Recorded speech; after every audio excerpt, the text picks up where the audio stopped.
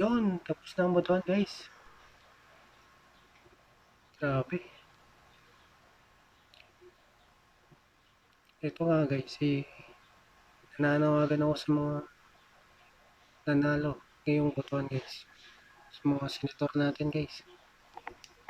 Na sana medyo taasan na yung sa mga empleyado ba? Sa mga construction worker. Yung mga trabahong yan, yan. Guys, ang hirap eh. Sa lahat na. Sana tumaas na yung sahod. Yun yung mukha ko. Sandala po na.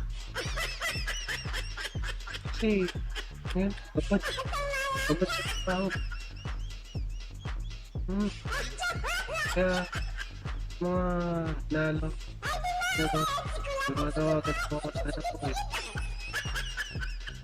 Isa po ito sa inyong lipat na dagdag sahod po. Dagdag sahod po. Kasi pag nagawa niyo ito, promise, lahat ng Pilipino, siguradong mamahalin kayo. Sana po kapapan, lahat po itong